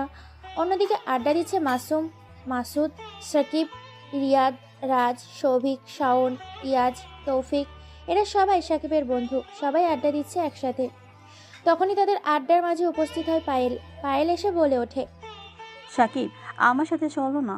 তোমার সাথে আমার শেষবারের মতো কিছু কথা আছে, হয়তো আর দেখা হবে না। সাকিব কোনো কথা বলে না। পায়েল বারবার তাকে যেতে বলছে, সাকিব কোনো কিছু বলছে না। এটা দেখে মাসুম বলে ওঠে, ভাই ও যেহেতু বলছে অনেকক্ষণ ধরে, তাহলে তোর ওর কথাটা শোনা দরকার আছে। যা শুনে আয়, আমরা তো এখানে আড্ডা দিচ্ছি। তারপর পায়েল সাকিবকে নিয়ে চলে যায় দোতলার রুমে। রুমটা বন্ধ ছিল, নিস্তব্ধ, তেমন এদিকে কেউ আসে না। রুমের মধ্যে দুজনেই ঢুকে হঠাৎ করেই দরজা আটকে দেয় পায়েল। তারপর পায়েল নিজের জামা কাপড় ছিঁড়ে ফেলে, শরীরের চুলগুলো এলোমেলো করে দেয়, যাতে তাকে দেখে মনে হয় কেউ জোরপূর্বকভাবে তাকে ধর্ষণ করার চেষ্টা করেছে। পায়েল সাকিবকে জড়িয়ে ধরে চিৎকার করতে থাকে। বেশ কিছু সময় এভাবে কেটে যায়। হঠাৎ এত কারো চিৎকার শুনে প্রিন্সিপাল সোহাগ চলে আসে তাদের কিছু ছেলেপুলে ও মেয়েকে নিয়ে। তাদের দরজা ভিতরে ঢুকে যা দেখে, তাদের সবাই মারধর করতে থাকে সাকিবকে। সাকিবের বন্ধুরা এসে সবাইকে থামায়। সেখানে চলে আসে ইরা ও তার দুই বান্ধবী। পায়েল ইরাকে দেখে দৌড়ে গিয়ে জড়িয়ে ধরে কান্না করতে থাকে আর বলে ওঠে, আপু, এই জানোয়ারটার হাত থেকে আমাকে বাঁচাও। ও আমাকে নষ্ট করতে চেয়েছিল। প্লিজ আপু, আমাকে বাঁচাও। ইরা কোনো কিছুই বুঝে উঠতে পারছে না। সাকিবের প্রতি তার ঘৃণা জন্মাতে শুরু করেছে তার মনে। কেননা পায়েল যা অবস্থা তাতে দেখেই বোঝা যাচ্ছে সাকিব তার সাথে এমন করেছে। পায়েল আবার বলে ওঠে, আপু, আমিও কি শেষবারের মতো ওর কাছে মাপ চাইতে এসেছিলাম, কিন্তু সে আমার সাথে এসব করবে আমি কোনো দিন ভাবতে পারিনি। তুমি ঠিকই বলেছিলে আপু। ইরা কোনো কথা না বলে পরপর বেশ কয়েকটা থাপ্পড় লাগিয়ে দেয় সাকিবের গালে। সবার সামনে প্রিন্সিপাল ফোন করে শায়লা বেগমকে, অর্থাৎ সাকিবের পুরো পরিবারকে ফোন করে ভার্সিটিতে আসতে বলে, সাথে পুলিশ এসেছে। সাকিব বলে ওঠে, আপু বিশ্বাস করো, আমি এসব করিনি। ও আমাকে ইচ্ছে করে রুমে বন্ধ করে নিজের এসব করেছে। আমি ওর সাথে কোনো কিছু করিনি, আমাকে বিলিভ করো তোমরা। সাকিব এইসব বলছে আর সবার হাতে পায়েও ধরছে আর বলছে কাঁদতে কাঁদতে। কেউ তার কথা শুনে না। অবশেষে আর সহ্য করতে না পেরে ইরা আরও বেশ কয়েকটা থাপ্পড় লাগিয়ে দেয় ও বলে ওঠে, চুপ জানোয়ারের বাচ্চা, কি দোষ ছিল আমার ভালোবাসার? আমি তো শুধু তোর কাছ থেকে একটু ভালোবাসাই চেয়েছিলাম, তার বিনিময়ে তুই এটা আমাকে দিলি। তোরা আসলে সব ছেলেগুলো খারাপ। তোর যদি এত শরীরের চাহিদা ছিল তাহলে আমাকে বলতে পারতি, আমি আমার সবটুকু উজাড় করে দিতাম তোকে। তবু তুই এটা কেন করলি? এইসব বলছে আর অঝরে কাঁদছে। কাঁদতে কাঁদতে আসমা বেগমকে জড়িয়ে ধরে ইরা। আসমা বেগম পুলিশের উদ্দেশ্যে বলে ওঠে, পুলিশ অফিসার, এরকম ধর্ষককে সমাজে রাখা খুব রিস্ক। আপনি ওকে জেলে নিয়ে যান। আসমা বেগমের মুখে সাকিব এই কথা শুনে বিশাল রকমের একটা ইলেকট্রনিক্যাল শক খায়। নিজের মা হয়ে কি করে নিজের সন্তানকে পুলিশের হাতে তুলে দিচ্ছে, তাও আবার নিজের মুখে বলছে যেন তাকে নিয়ে যাওয়া হয় জেলখানার ভিতর। এটা শুনে একেবারে হতবাক, বলার ভাষা হারিয়ে ফেলেছে। তবুও গলা ফাটিয়ে চিৎকার করে শেষবারের মতো বলে ওঠে, ওয়েট, পুলিশ অফিসার, তোমরা খুব পস্তাবে নিজের ছেলেকে বিশ্বাস না করে। আর এই তোমার ভালোবাসার মিস ইরা, আরে তুমি তো ভালোবাসাই চেনো না। যার ভালোবাসার প্রতি কোনো বিশ্বাস নেই সে ভালোবাসবে আমাকে? সত্যিটা একদিন সবার সামনে আসবে, সেদিন হাজার আফসোস করলেও আমাকে পাবে না। সাকিবের আর কোনো কথা বলতে না দিয়ে টেনে হিঁচড়ে পুলিশ অফিসার নিয়ে যায় গাড়িতে থানার উদ্দেশ্যে। ইরা এক দৃষ্টিতে তাকিয়ে আছে, চোখের পানি ফেলছে। পরিবেশটা শান্ত হলে সবাই যে যার মতো বেরিয়ে যায়। এদিকে পায়েল, সোহাগ, প্রিন্সিপাল চোখের ইশারায় সাকসেস বলে। তারপর অট্টহাসিতে মেতে ওঠে তিনজন। 2 দিন পর, এই 2 দিনে সাকিবকে অনেক টর্চার করা হয়েছে তার মুখ থেকে স্বীকার করানোর জন্য যে সে এসব করেছে, কিন্তু সে একই কথা বলেছে সেসব কিছুই করেনি। এই 2 দিনে ইরা নিজের অবস্থা বেহাল করে ফেলেছে, চোখ মুখ ফুলিয়ে ফেলেছে। আজকে কোর্টে সাকিবকে তোলা হবে। আসমা বেগম, তার পুরো পরিবার গেছে। আসমা বেগম ওই কেসের রায় ঘোষণা করবে। সবাই কোর্টে এসে উপস্থিত হয়েছে। বাদী পক্ষের উকিল ও আসামি পক্ষের উকিলের মধ্যে হাড্ডাহাড্ডি লেগে গেছে কেসটাকে নিয়ে। কেউ বলছে এসবের দোষী নয় সাকিব, কেউ বলছে এসবের দোষের সাথে জড়িত আছে। অবশেষে বাদী পক্ষের উকিল প্রমাণ করে দেয় যে এসবের পিছনে সাকিবের হাত আছে। আসমা বেগম নিজের ছেলের বিরুদ্ধে 7 বছর সশ্রম কারাদণ্ডে দণ্ডিত করে। সাকিবকে শেষবারের মতো দেখে নেয় সবাই। সাকিবের সাথে ইরা দেখা করতে চাইলে সাকিব দেখা না করে চলে যায়। এই ছিল অতীতের কাহিনী। দেখতে দেখতে 5টি বছর কেটে যায়। জেলের ভিতর এর মধ্যে তার বন্ধুরা দেখা করতে এসেছিল সাকিবের সাথে, কিন্তু সাকিব কারোর সাথেই দেখা করেনি। সাকিবের পুরনো স্মৃতি মনে পড়তেই চোখ থেকে 2 ফোঁটা নোনা পানি গড়িয়ে পড়ে। সাকিবের জীবনের এত কষ্ট, এটা শুনে রাহাত, আপন, আলমগীর সবার সান্ত্বনা দিতে থাকে। সাকিবকে দেখতে দেখতে ফজরের আজান দিয়ে দেয় সকাল হয়েছে। এই 5 বছর সাকিব নিজের কোনো যত্ন নেয়নি। চুল, দাড়ি, নখ, শরীরের যা তা অবস্থা। পুরো পাগলের মতো হয়ে গেছে দাড়িগুলো, চুলগুলো ইয়া বড় হয়েছে। তাকে সবাই চুলগুলো কাটতে বলে, সে একটা কথাই বলে, এগুলো তার স্মৃতি হিসাবে তার কাছেই থেকে যাবে। হঠাৎ তাদের কথার মাঝে জেলার সাহেব এসে বলে ওঠে, সাকিব, রাহাত, আপন ও আলমগীর, তোমাদের সততা ও ভালো ব্যবহারের জন্য তোমাদের সুখবর আছে। তোমরা আজ থেকে মুক্তি, স্বাধীন, মুক্ত পাখির মতো ঘুমাতে পারবে। তোমাদের 7 বছরে জেল হয়েছিল। তোমাদের ভালো ব্যবহারের জন্য তোমাদের 2 বছরের শাস্তি মওকুফ করে দেওয়া হয়েছে। এখানে তোমাদের জন্য 20,000 টাকা আছে। 4 জনের 5,000 করে তোমরা নতুন করে তোমাদের জীবনটা শুরু করবে। এটা তোমাদের কাজের পুরস্কার। কথাটা শুনে যেন রাগটা রাগান্বিত আগুনের ফাটায় পরিণত হয়। সাকিবের পুরনো স্মৃতির প্রতিশোধ নেবে সে। এখন থেকে শুরু হবে নতুন খেলার শহরে। মুচকি একটা হাসি দেয় সাকিব। তারপর সাকিব, তারা 3 জন, মোট 4 জন মিলে থানার সকল ফর্মালিটি প্রদান করে থানা থেকে বেরিয়ে যায়। থানার বাইরে এসে শরীরটা মুচড়ে নেয়। 4 জন মিলে আজকে প্রায় 5 বছর পর নতুন জগতে নিঃশ্বাস নিচ্ছে। মুক্ত পাখি হয়ে তারা 4 জন মিলে অন্যদিকে বাড়িটিকে 4 দিক দিয়ে ও সানাই দিয়ে ভরিয়ে দিয়েছে। আজকে বিয়ে বাড়িতে নতুন করে উৎসবে জেগেছে। চাকরি করে সাজিয়ে তুলেছে পুরো বাড়িটাকে। বিয়ে বাড়িতে মাতিয়ে তুলেছে আত্মীয় স্বজন ও পাড়ার প্রতিবেশীরা। সবাই বাজি চালাচ্ছে। পুরো বাড়িতে লোকজন দিয়ে ভরা। হ্যাঁ, আজকে বিয়ে হতে চলেছে ওই মিথ্যেবাদী ছলনাময়ী পায়েলের। তারই বিয়েতে ধুমধাম করে তার পরিবার সানাই বাজিয়ে বিয়ে দিচ্ছে তার অন্য একটা ছেলের জীবন নষ্ট করে। সাকিব চলে আসে তার শহরে। প্রথম টার্গেট তার পায়েল। তাই সে সোজা পায়েলের বাড়িতে চলে আসে আপন, রাহাত ও আলমগীরকে নিয়ে। বাড়ির সামনে এসে জানতে পারে আজকে তার গায়ে হলুদ ও কাল তার বিয়ে। তাই কিভাবে বাড়ি থেকে তুলে নিয়ে আসবে পরিকল্পনা করতে লেগে পড়েছে সাকিব তাদের 3 জনের সাথে। অন্যদিকে পায়েল নিজের ভুলটা বুঝতে পেরে চলে যায় আসমা বেগমের বাড়িতে। আসমা বেগমের বাড়িতে গিয়ে এক এক করে সব কিছু খুলে বলে সবার সামনে। এটা শুনে ইরা বেশ কয়েকটা থাপ্পড় মারে পায়েলের গালে। ইরা বলে, তোর মতো কাল নাগিনীর জন্য আমি আমার ভালোবাসাকে অপমান করেছি। তোকে আজকে আমি মেরেই ফেলবো। শুধুমাত্র তোর জন্য 5টা বছর আমি অঝরে চোখের পানি ফেলেছি। তোর জন্য পুরো পরিবারটা আমাদের লন্ডভন্ড হয়ে গেছে। এইটা বলছে আর একের পর এক থাপ্পড় দিয়েই চলেছে ইরা পায়েলের গালে। আসমা বেগম ও জান্নাত বেগম পায়েলকে ইরার কাছ থেকে ছাড়িয়ে পায়েলকে আরও কিছু না বলে ইরাকে নিয়ে গাড়ি নিয়ে বেরিয়ে যায় থানার উদ্দেশ্যে।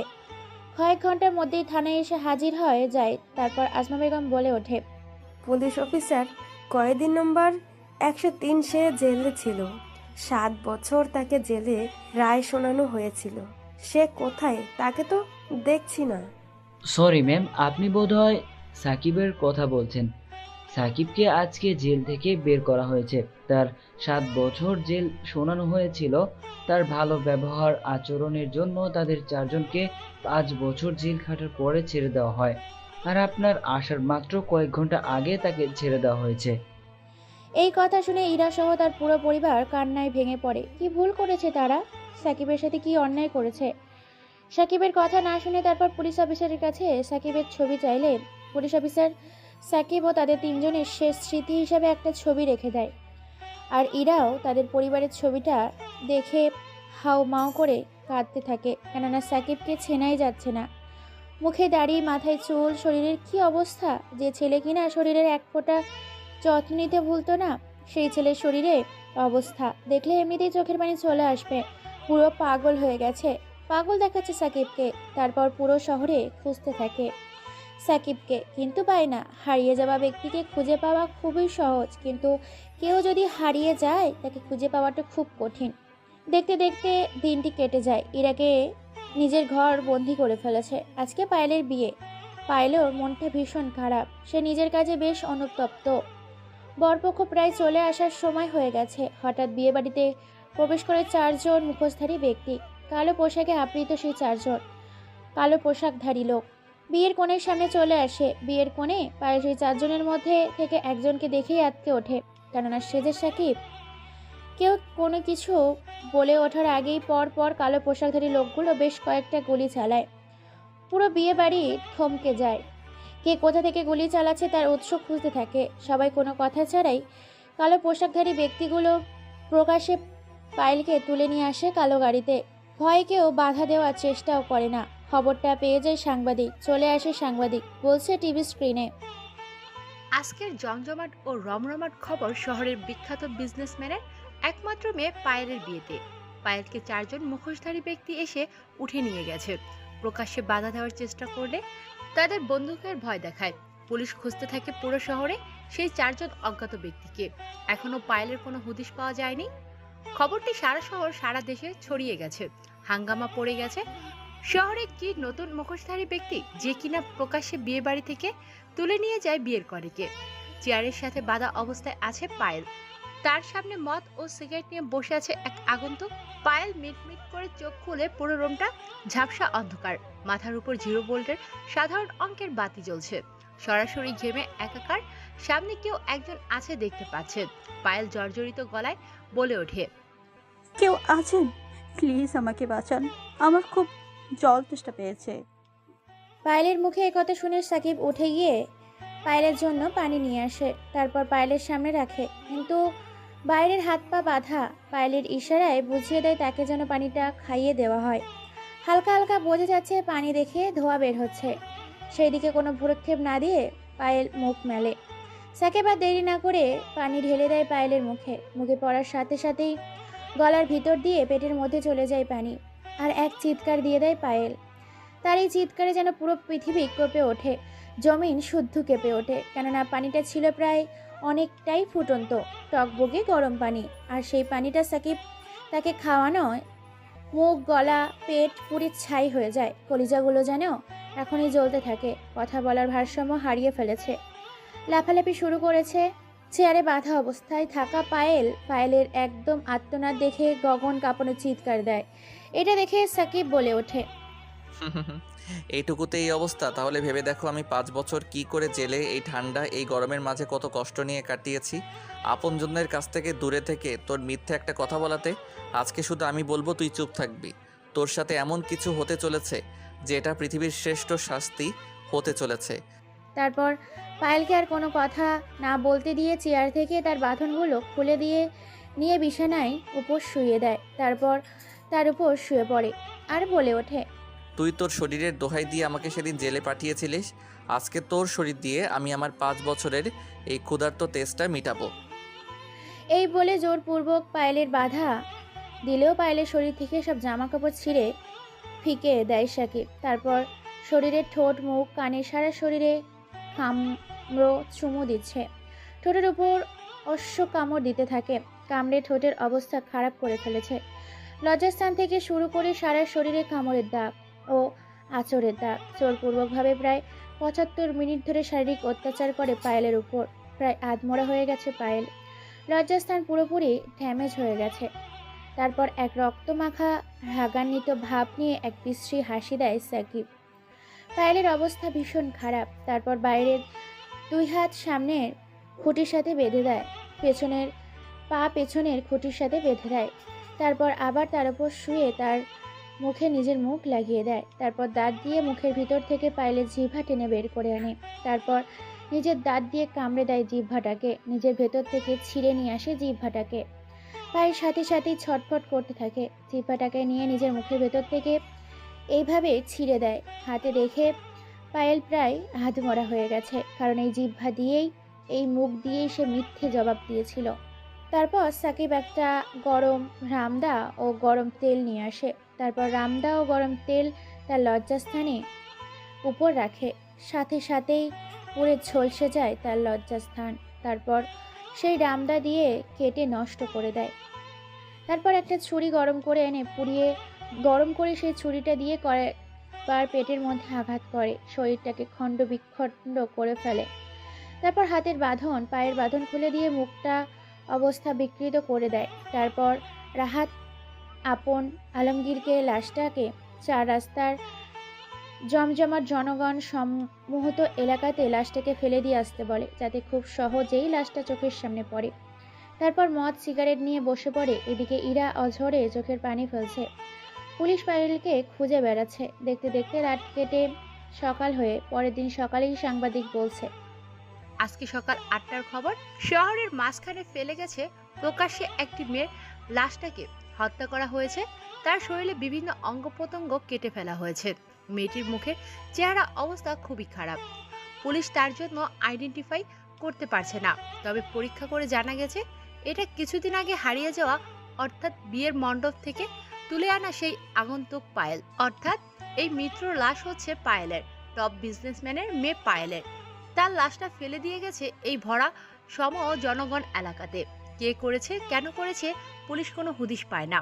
তবে সন্দেহমূলক লাশটার অবস্থা দেখে পুলিশ জানিয়েছে হয়তো এটা প্রতিশোধ নেওয়ার কারণে করেছে, হয়তো মেয়েটার উপর কারো ক্ষিপ্ত রাগ ছিল জমা। এই ছিল আজকের চূড়ান্ত খবর। দেখতে দেখতে 2 দিন কেটে যায়। শহরে এরকম ঘটনা আগেও ঘটেছে, যখন সাকিব ছিল মানুষ। এখনও সাকিবের উপস্থিতি টের পায়, অনুভব করে। আরও এরই মধ্যে 2 দিন কেটে যায়। এদিকে সাকিবের পুরো পরিবার সাকিবকে খুঁজে বেড়াচ্ছে, কিন্তু পাচ্ছে না। সাকিব আজকে একটা নাইট ক্লাবে এসেছে। পকেট থেকে ফোনটা বের করে মাসুদের নাম্বারে ডায়াল করে। ফোন রিসিভ করতে সাকিব বলে ওঠে, হ্যালো মাসুদ, আমি সাকিব বলছি। অমুক ঠিকানায় আমার সাথে দেখা করো। আমার পুরো টিমটাকে নিয়ে আসবে, গোপন সূত্রে, কেউ যেন না জানে, আর বিশেষ করে আমার পরিবার। ভাই আপনি তো জেলে, তাহলে বাইরে কি হবে? অনেক কাহিনী লুকিয়ে আছে, আগে দেখা করো, তারপরে বলবো বাকি সব। ওকে ভাই, ঠিক আছে। তাহলে আজকে আমরা রাত 10টার পর দেখা করব। আমি আপনার দেওয়া পুরো টিমটাকে এতদিন পরিচালনা করেছি। যেহেতু আপনি চলে এসেছেন, তাহলে আমি পুরো টিমটাকে নিয়ে আপনার সামনে হাজির হব। তারপর মাসুদ ফোন কেটে দেয়। দেখতে দেখতে রাত 9টা পেরিয়ে 10টা বেজে যায়। 10টা বেজে 10:30। হঠাৎ নাইট ক্লাবের ভেতর 30 থেকে 40টা ছেলে প্রবেশ করে। তাদের মধ্যেই প্রথমে আছে মাসুদ ও মাসুম। তারা সবাই সাকিবকে এদিকে ওদিকে খুঁজতে থাকে, কিন্তু তাদের সামনে থাকা সত্ত্বেও তারা খুঁজে পায় না। বেশ কিছু সময় কেটে যায়। টেবিলে বসে থাকা একটি ছেলে হাতের ইশারা দেয় মাসুদকে। মাসুদ ছেলেটিকে দেখতে পেয়ে এগিয়ে যায় আর বলে ওঠে, জি ভাই, কিছু বললেন? ঠিক চিনতে পারলাম না আপনাকে। সাকিব দাঁড়িয়ে যায়, মুচকি একটা হাসি দেয়। আসলে সাকিবকে না চেনারই কথা, কারণ সাকিবের চুল দাড়ি সব বড় হয়ে গেছে।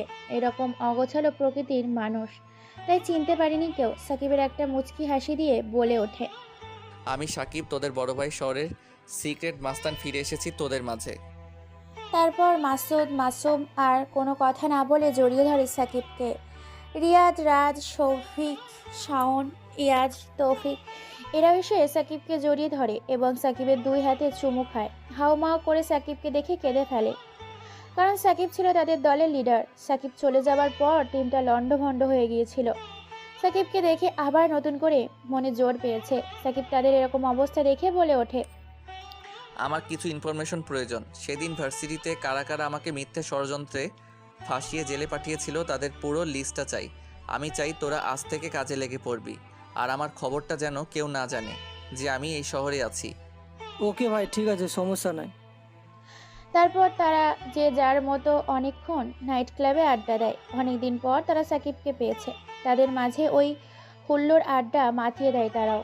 তারপর চলে আসে পুরো টিমটাকে নিয়ে থানার সামনে।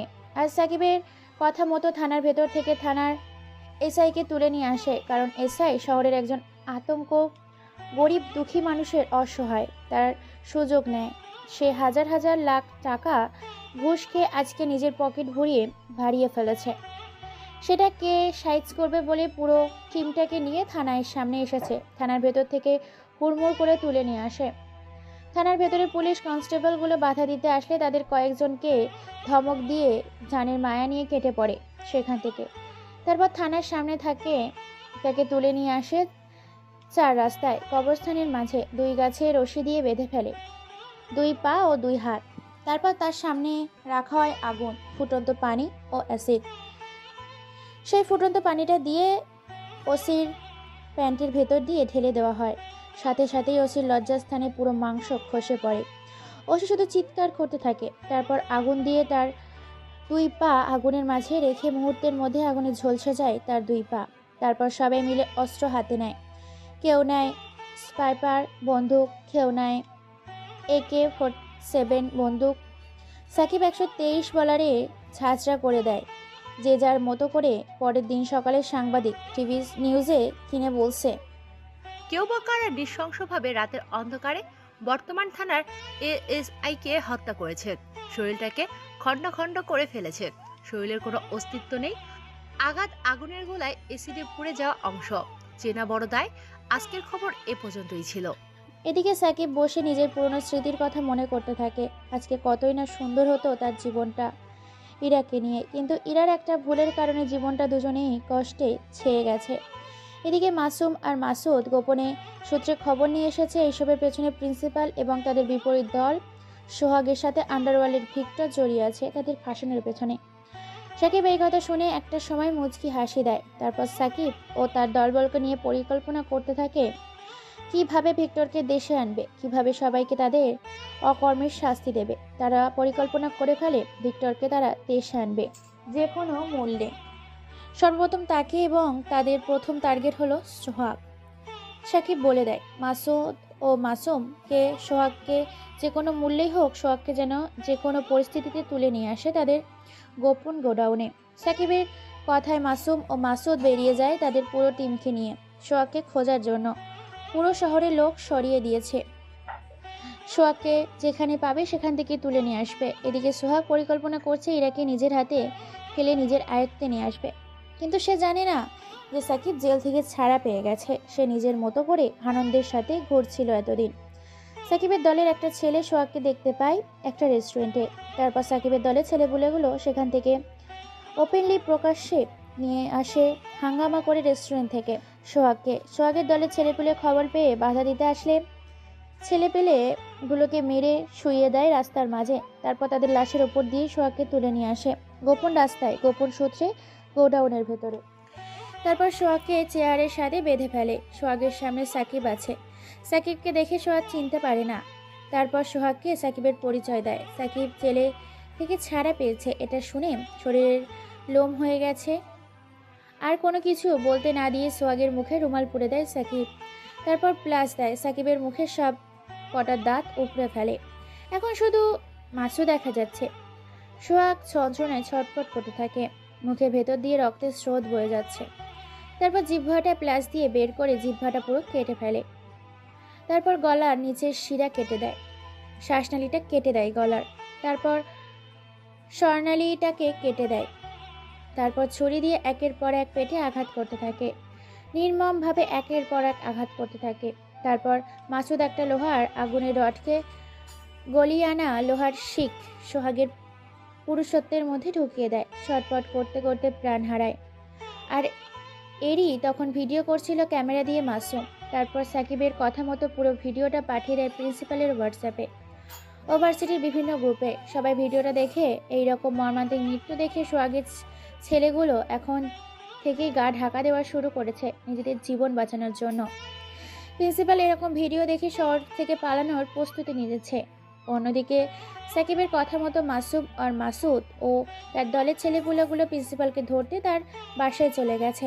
অন্যদিকে রিয়াদ, রাজ, সৌভিক, শাওন, ইয়াস, তৌফিক এরা সবাই আন্ডারওয়ার্ল্ডের ভিক্টরকে কিভাবে দেশে আনা যায় পরিকল্পনা করতে লেগে গেছে। পরের দিন সকালে প্রিন্সিপালকে নিয়ে আসে পরিত্যক্ত একটা গোডাউনের মাঝে। প্রিন্সিপালের সামনে রাখা হয়েছে মৃত মানুষের লাশ, দুর্গন্ধ বেরোচ্ছে। তারপর রাখা হয়েছে আগুনের লাভা, এক পাশে রাখা হয়েছে ফুটন্ত পানি, এক পাশে রাখা হয়েছে ফুটন্ত অ্যাসিড, আর এক পাশে রাখা হয়েছে একটা মোটা রশি ঝুলিয়ে রাখা, যেটাতে ফাঁসি দেওয়া হয় মানুষকে। এসব দেখে হাসতে থাকে সাকিব। তারপর সাকিব বলে ওঠে, তোর ছেলের ফাঁসি হয়েছিল ধর্ষণের ফলে, আর আজকে তোর ফাঁসি। নিজেকে আগুনে পোড়াবে, অথবা ফুটন্ত অ্যাসিডে, অথবা গরম পানিতে নিজের শরীরটাকে ঝলসে ফেলবি। তোর কাছে 5টা অপশন আছে, কোনটা বেছে নিবি সেটা তোর মাথা ব্যথা। আর আমি নিজের শাস্তি দিলে সেই শাস্তিটা হবে আজরাইলের থেকেও জাহান্নামকে হার মানানোর ভয়ঙ্কর বেদনাদায়ক শাস্তি।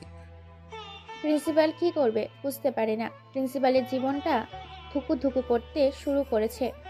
প্রিন্সিপালের সামনে রাখা হয়েছে অসংখ্য অপশন, তাদের মধ্যে একটা তাকে বেছে নিতে হবে। প্রিন্সিপাল ভাবতে থাকে আগুনের লাভায় ঝাঁপ দিলে তিলে তিলে মরতে হবে, ঝাঁপ দিলে শরীরটা নিমেষেই গলে পড়ে যাবে, আর ফুটন্ত পানিতে ঝাঁপ দিলে মরলে সারা শরীরে ফোসকা দিয়ে কষ্টদায়ক মৃত্যু হবে তার। এদিকে ভিক্টর দেশের উদ্দেশ্যে রওনা দিয়েছে। প্রিন্সিপালের কোনো কিছু উপায় না পেয়ে যে রশিটা ঝোলানো আছে সেই রশিটার সামনে গিয়ে নিজের গলাটা ঢুকিয়ে দেয় রশির সামনে, কারণ সে জানে এখান থেকে বেঁচে ফেরা তার বড় দায়। নিজেকে বাঁচাতে হলে একমাত্র এটাই উপায়, তাই ফাঁসিতে ঝুলিয়ে দেয় নিজের গলা। ছটপট করতে করতে প্রিন্সিপাল প্রাণ হারায়। এটা দেখে উচ্চস্বরে হেসে ওঠে সাকিব। অন্যদিকে ভিক্টর দেশে পৌঁছে গেছে। ভিক্টর চলে যায় তার একটা হোটেলে। খবর পেয়ে যায় সাকিব। রাতের অন্ধকারে নিস্তব্ধ, তারা মাঝে পুরো হোটেলটাকে ঘিরে ফেলে সাকিবের দলবল। রাত বাজে 11:15। হোটেলের ভিতর বেশ কিছু মেয়ে নিয়ে ফুর্তি করছে ভিক্টর। পাঠিয়ে দিয়েছে ভিক্টর সে পার্টির মাঝে প্রাণ হারাবে আজকে। ভিক্টর মদ খেয়ে মাতাল হয়ে গেছে। কিছু মেয়েকে তার রুমে নিয়ে গেছে, ভোগ করবে। তারই সুযোগ নিয়েছে সাকিব। হঠাৎ করে রুমের ভিতর কেউ একজন প্রবেশ করাতে সবাই চমকে ওঠে। মেয়েগুলো লজ্জায় বাথরুমে, কেউ লুকিয়ে খাটের নিচে, আলমারির পেছনে উলঙ্গ অবস্থায় সেখানে চুপটি মেরে বসে আছে। বুঝতে পারে না কে তার সামনে। ভিক্টরকে কোনো কিছু বলতে না দিয়ে রামদা তার শরীর থেকে তার লজ্জাস্থানটা কেটে ফেলে। ভিক্টর ছটপট করতে থাকে, রুমের এদিক ওদিক দৌড়াদৌড়ি করতে থাকে, কিন্তু রুম থেকে পালাতে পারে না, কারণ পুরো রুমটা ঘিরে রেখেছে। ভিক্টর নিজের প্রাণ ভিক্ষা চায়, আকুতি মিনতি করতে থাকে সাকিবের কাছে, কিন্তু সাকিব আবার রামদা দিয়ে তার পা দুটো কেটে ফেলে যাতে সে দৌড়াতে না পারে। তারপর হাত, তারপর জিহ্বা, তারপর চোখ, তারপর নাক, তারপর কান, শেষ পর্যায়ে শরীর থেকে গলাটাই আলাদা করে ফেলে। টুকরো টুকরো করে ফেলে তার শরীরটা। দেখতে দেখতে দিনটা কেটে যায়। হোটেলে খবর পেয়ে গেছে, পুরো হোটেলটা পুলিশ সিল করে দিয়েছে যাতে কেউ ভেতরে এবং ভেতর থেকে বাইরে যেতে না পারে। সাংবাদিক পুরো দেশে খবর ছড়িয়ে দিয়েছে ভিক্টর নামে আতঙ্কবাদীটা এই হোটেলে নৃশংসভাবে তার লাশটা পাওয়া গেছে। পুলিশ আইডেন্টিফাই করার জন্য উঠে পড়ে লেগেছে। অবশেষে পুলিশ জানতে পারে এই লাশটা ভিক্টরের। দেখতে দেখতে দিনটা কেটে যায়, 1 সপ্তাহ কেটে যায়। এদিকে ঘর বন্ধ করে ফেলেছে ইরা নিজেকে। প্রায় পাগলপাড়া হয়ে গেছে সাকিব। এখনও তার চুলদাড়ি বড়, সেগুলো পরিষ্কার করেনি, এখনও পাগলের বেশেই আছে। আজকে সাকিব নিজের প্রতিশোধ নিতে পেরে খুবই খুশি। ইরাকে আজকে ঘর থেকে বের করেছে আসমা বেগম, জান্নাত বেগম ও পুরো পরিবার। আজকে ইরার মন ভালো করার জন্য বাইরে বের হয়েছে ঘুরতে। ভাগ্যের কি পরিহাস, হোটেলে ডিনার করতে ঢুকেছে। সেই হোটেলে আগে থেকেই সাকিব, মাসুদ এবং মাসুদ আর কিছু বন্ধু তার নতুন জীবনের উদ্দেশ্যে পার্টি দিচ্ছে, খাওয়া দাওয়া করছে। খাওয়া দাওয়া করে যখনই হোটেল থেকে বের হবে তখনই ইরার সাথে ধাক্কা খায় সাকিব। সাথে সাথেই পড়ে যায় দুজনে। সাকিবের দিকে তাকায় ইরা ও তার পরিবার, কিন্তু সাকিব এখনও দেখেনি। সাকিবকে দেখে ইরা জড়িয়ে ধরে। তার পুরো পরিবার চমকে যায় সাকিবের একই হাল হয়েছে দেখে। ইরা সাকিবের 2 পা জড়িয়ে ধরে, হাউমাউ করে কাঁদতে থাকে। অবশেষে সাকিব ভালো করে তাকায়, দেখে ইরা। সাকিবের কোনো কিছু বলে ওঠার আগেই ইরা বলে ওঠে, শাকিল, তুমি আমাকে মাফ করে দাও, আমার ভুল হয়েছে। আমি তোমাকে বিশ্বাস না করে অনেক বড় ভুল করেছি। তুমি আমাকে মারো, কাটো, যাই মন চায় তাই করো, তবুও আর আমাকে ছেড়ে যেও না। সাকিব কি করবে, কি বলবে ভেবে পায় না, কেননা 2 পা আঁকড়ে ধরেছে ইরা। সামনে এগিয়ে যেতে পারে না, পেছনে এগাতে পারে না। সাকিব কোনো কিছু বলছে না, দেখে ইরার হোটেলের মধ্যে টেবিলের ওপর রাখা একটা কাঁচের গ্লাস ভেঙে পক করে পেটের মধ্যে সেই কাগজের টুকরো ঢুকিয়ে দেয়। সাথে সাথে পুরো হোটেলটা নিস্তব্ধ হয়ে যায়। সাকিব সেখানেই থমকে যায়। সাকিব আর দেরি না করে ইরাকে কোলে নিয়ে গাড়িতে করে হসপিটালের উদ্দেশ্যে রওনা দেয়। ডাক্তাররা ওটিতে নিয়ে যায় ইরাকে। অপারেশন চলছে। সাকিবের কাছে সবাই ক্ষমা চায়।